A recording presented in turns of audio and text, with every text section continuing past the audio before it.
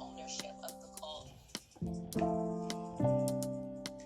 They think themselves to be kings almost.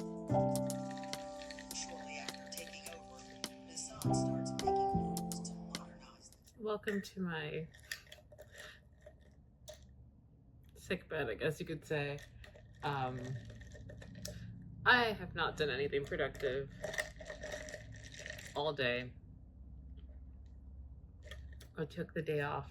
It is Monday, March 3rd. I look a mess and I feel a mess. I have completely crashed, I think. PMS hit hard and then my period hit harder. So that's where we are right now in life. I am having a dirty Diet Cherry Coke. It is delicious.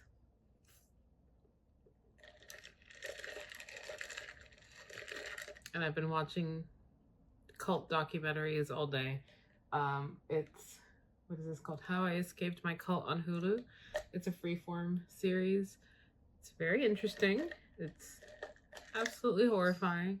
I'm not a big true crime person, but I am fascinated by how cults are formed, how they, how people escape from them, how they're taken down, sometimes, unfortunately, how they end not in great circumstances. But I wouldn't call myself an ex-evangelical because I don't think I was in the church long enough to have felt an attachment.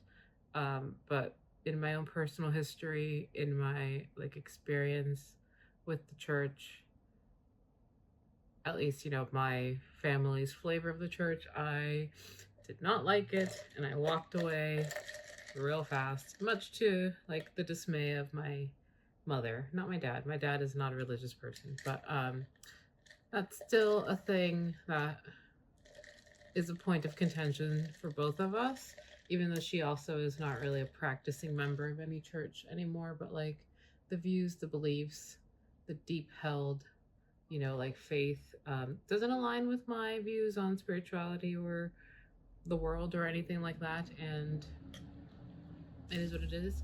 But watching these shows and reading about it, seeing documentaries and stuff, it's always so interesting to see how people are brainwashed and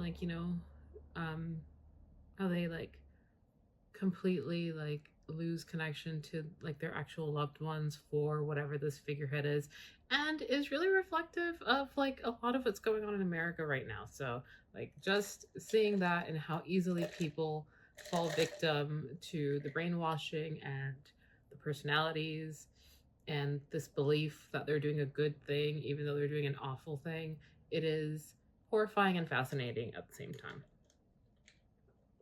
But I have not done much by way of writing the last few days. I have to catch up on my budgeting. I did not really wrap that last week. My plan had originally been to put out my budget video this week, tomorrow actually, and that's probably not going to happen because obviously I look like this and I feel like this and I haven't even tallied up the numbers.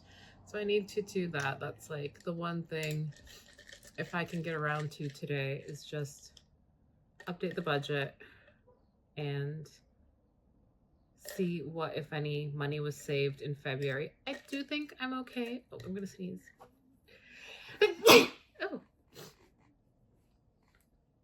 and we're back.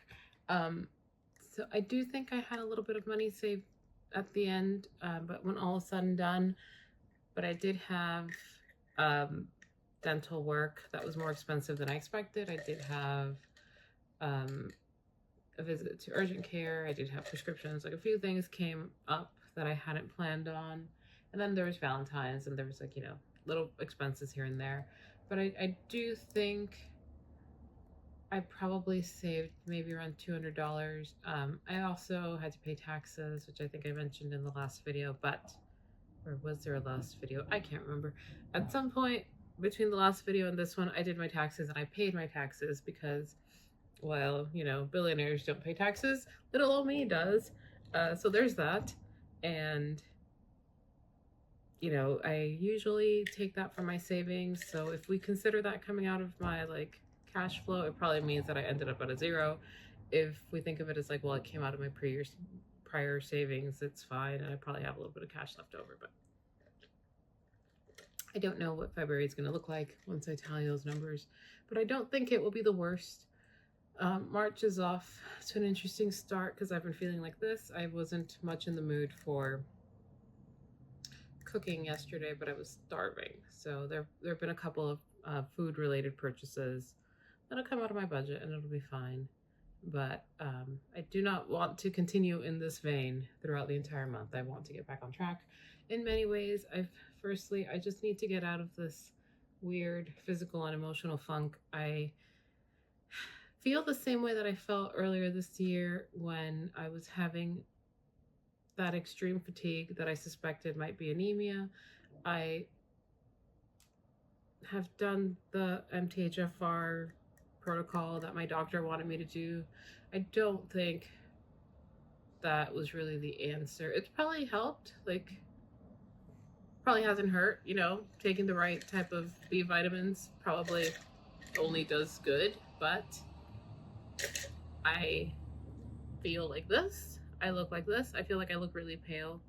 I don't know how well that is coming across in the camera versus in real life, but I look very pale and a little gray, and that's not normal for me, but it has happened a couple times now, and I still just think I haven't been properly tested. Like the last time that I got tested, they ran my blood work, but they didn't really like do like an iron panel, and I feel like maybe somewhere in there I'm not absorbing iron properly. This is all speculation. I need to make an appointment with my doctor and get tested, but I am tired of paying for things. I still don't know if I'm going to have to pay a bill on that blood work that I challenged. So I don't know. I'm still waiting for like the surprise of a $600 bill because that's what they said I owed. Even though it's like, well, the only way to know whether or not I should take this protocol of B vitamins is if I do this testing. We did the testing. Now I'm doing the protocol. I need to get tested again to see if the protocol is working, but I'm afraid of another $600 bill, and I don't even know if I have to pay the first one because I did challenge it and I don't know. I still haven't gotten an answer on that, and I'm terrified that like 6 months from now I'll get the bill and be like, nope, here you go, you still have to pay it. But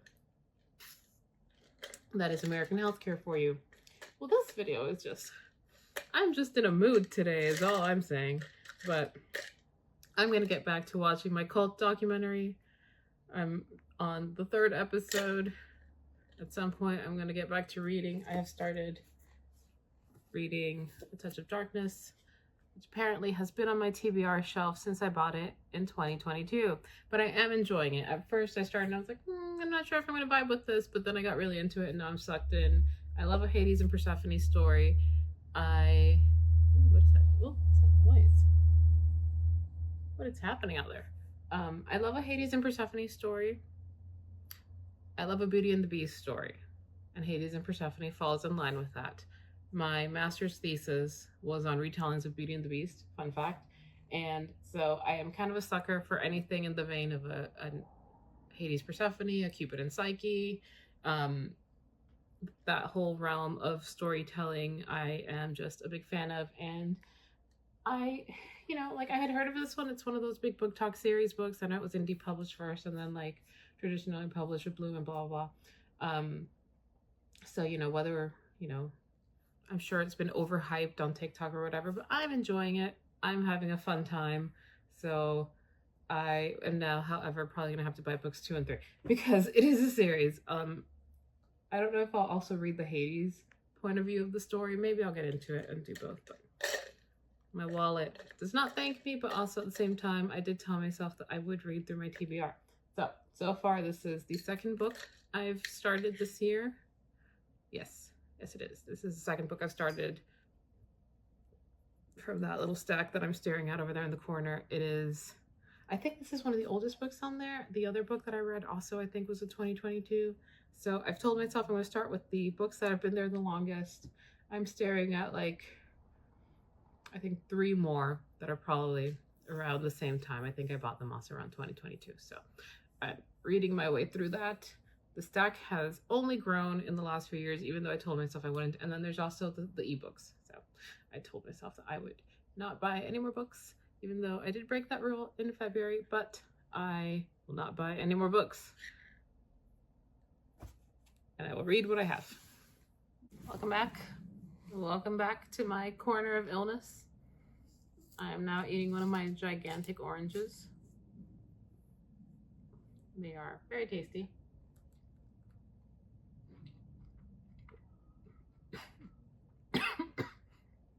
They are very juicy.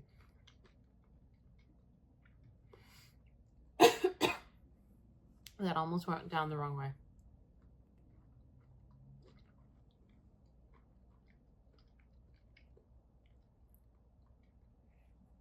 They make this little sound when you separate them. The season is probably gonna end soon, and then it will be sad.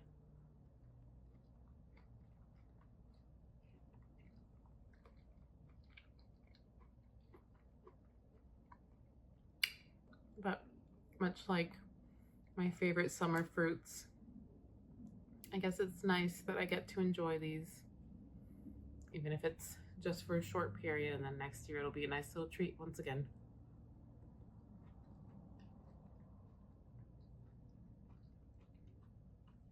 I think this just moved. The camera just moved.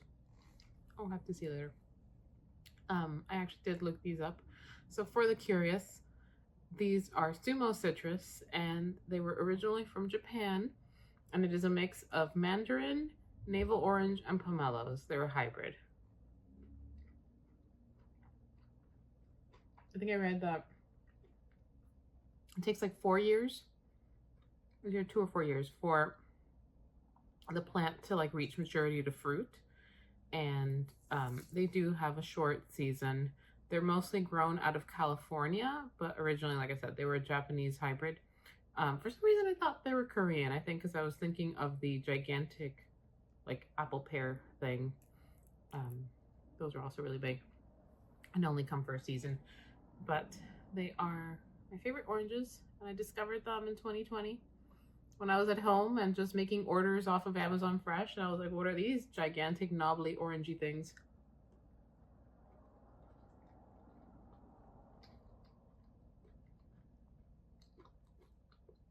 And since then, I have been hooked. Now, I usually try to make them last and like eat them like half of them at a time. But I recently took a little too long, and I had to throw one of them away because it went bad. So I'm just going to town on these guys now.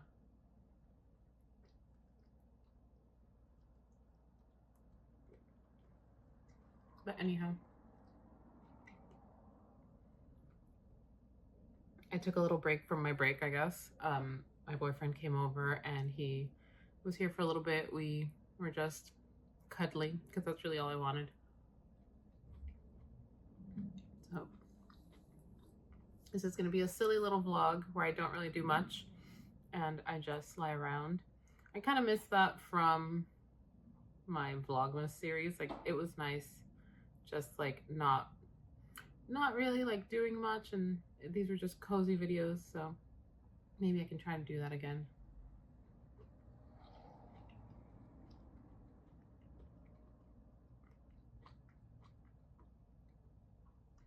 Just slice of life, slice of orange. It's one of those days. I briefly went out for dinner, and I think that was a mistake because now I am super dizzy. So we are back where we started. I haven't felt like this in a while. It's been a few months since I've had this sensation, and I'm not really sure what brought it on. I have my suspicions, but I don't know. At this point, everything's a guessing game. I never quite know why it is that I have been feeling this way. Is it just hormones? Is it migraine? Is it that this month has been kind of off and it's been a while since I've been like contaminated by dairy and things like that. I don't know. I just don't feel great. It's not a very comfortable feeling, and it just worries me. Like when I feel this dizzy, when I feel like that vertigo sensation and my neck is tight and everything, and I've got the pain, but then also I feel like I'm gonna tip over. So everything is just a little bit spinny right now, and I was feeling like I was getting better, but I think now my last dose is wearing off and I'm literally back where we started, and now I just have to kind of make it work. I'm probably not going to get much done tonight. Wrap up a couple things, pay a couple bills, and just go back into the bed and lay as still as I can. Not as flat as I can, because being in a fully flat horizontal state doesn't work either. It still brings more pain to my neck. So being in the best semi-upright 45-degree angle that I can position myself with enough support to keep my neck in one spot and stable. Let's see how I feel tomorrow. My fear is that tomorrow I'll be here as well. I just kind of hate this. I hate this whole experience. I hate not being productive, and that is a whole other conversation. But it just feels like every time I lose days like this, like I feel like I'm falling behind, and I know that that is a symptom of the capitalist society we live in, but also I am falling behind because I have goals and deadlines and things I want to achieve, and my crappy chronic health issues keep me from achieving some of that on the timeline I want. And that's the biggest issue. It's like, this is not somebody else's timeline, it's my timeline. And these are my goals and dreams. Like, nobody is setting these for me. I am setting these for me. And they're realistic goals and dreams, because I'm not lofty in any way. I know that I have these limitations. And to then, not even be able to like meet those on my terms, it just kind of feels really crap. Like, that's the truth. And that's just, an internal mental struggle that I'm struggling with. But I think I'm going to go and probably take a shower. Sometimes just having water drip down my head and down my back helps ease some of these muscles. Sometimes it does absolutely nothing for me, but it feels nice. Right now, I think that's what I just need. Will it help? Probably not, but it'll feel nice going down my head. Maybe I need to take some of those iron pills I was taking a few months ago, but I don't know if that really made a difference or if it was the B vitamin protocol that I switched to. Either way, nothing is working this month, so we'll try again tomorrow. Well, guess where we are again? Yep, we are back in bed. But this time, I'm on my laptop. I did pay my mom's bill. That is the one task I have achieved tonight. And I washed my hair. And now I will just let it air dry and be a wild thing and let it go. I'm having a bit of tea. It is 7:54 p.m. and I'm basically going to wrap up my night. I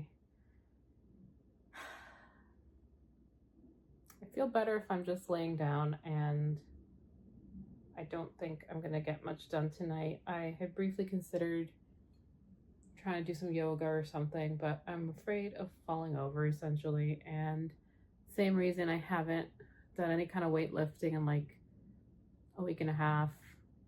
Among the many things that I have neglected lately, doing my training has been one of them. Partly because I've been scared of dropping the weights, because I just haven't felt very strong and I haven't felt very well balanced, and I don't want to accidentally hurt myself or one of the cats when they inevitably decide to walk between my legs as I'm lifting something. So that's been that. I have a heating pad on my belly right now to ease with the aches. I feel like the older I get, the worse my cycle has become, which I know is like a normal thing too, but like, good Lord, like, really? Really? It only gets worse. It's awful. I'm having peach and orange tea. I have a couple of these. Among the many things that I need to do, I need to clear out my tea cabinet. I have way too much stuff that I'm just never going to get to. And much like with that book, the only reason I know I bought it in 2022 is because I still had the receipt in it.